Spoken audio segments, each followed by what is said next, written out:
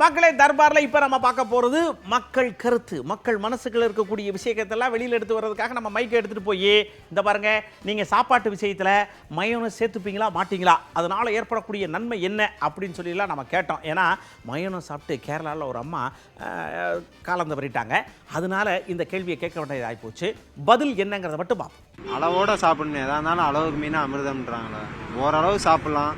ரெண்டாவது அவங்க சாப்பிட்ட இடத்துல ஃபுட்டு தரம் வந்து கம்மியாக இருந்திருக்கலாம். அந்த கோழி ஒரு ஊசி போடுவாங்களே டெவலப் ஆகிறதுக்கு, அந்த ஊசியோட ஒரு கெமிக்கல் சேர்ப்பாங்களே, அந்த கெமிக்கலோட அளவு கம்மியாக கொடுக்கணும்னே. இவங்க அதிக அளவு கொடுத்து குறைஞ்ச நாள் ரொம்ப பெருசாகலன்று அதே மருந்து கொடுத்துருவாங்க. அதனால் நம்ம உடம்புக்கு பாதிப்பு ஏற்பட்டுருக்கலாம்.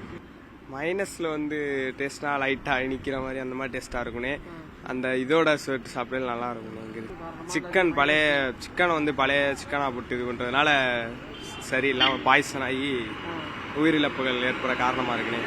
அப்புறம் கெட்டு போன சிக்கன் போடுறாங்களே, உடம்பு சரியில்லாமல் போகுது, அந்த வாந்தி வயிற்றால் அந்த மாதிரி ஓடுதுன்னு. ஒவ்வொரு டேவும் டெய்லி வந்து புதுசு புதுசாக கொடுக்கறதா நல்லதுண்ணா. கிரில் சிக்கன்ஸ் அதிலலாம் சாப்பிட்டு பிடிக்கும். மயோனைஸ் நல்லா ஒரு ப்ராப்ளம் இருக்காது. இந்த மாதிரி ரொம்ப நாள் இருந்த கோழி அந்த மாதிரி இதுலேருந்து அப்படி வேணா இருக்கலாம். எனக்கு தெரிஞ்சு சிக்கன் அது ஏதாவது கெட்டு போன சிக்கனாக இருக்கலாம், இல்லை பழைய சிக்கனாக இருக்கலாம். மயோனைஸ் சாப்பிட்ருக்கீங்களா? சாப்பிட்ருக்காங்க, நார்மல் நல்லா தான் இருக்கும். அது பர்கரோட சாப்பிட்டது, அதுக்கடுத்து ஒரு சாப்பிட்டதில்லை, தனியாக சாப்பிட்டது. மோஸ்டா சிக்கன், அப்புறம் ஃப்ரெஞ்ச் ஃப்ரைஸ். சாப்பிட வேணாம் தான் சொல்றோம், அவாய்ட் பண்றோம். ஆனா குழந்தைங்க சாப்பிடுறாங்க, என்ன பண்றது, அதுக்கு அடிமையாவும் ஆயிட்டாங்க.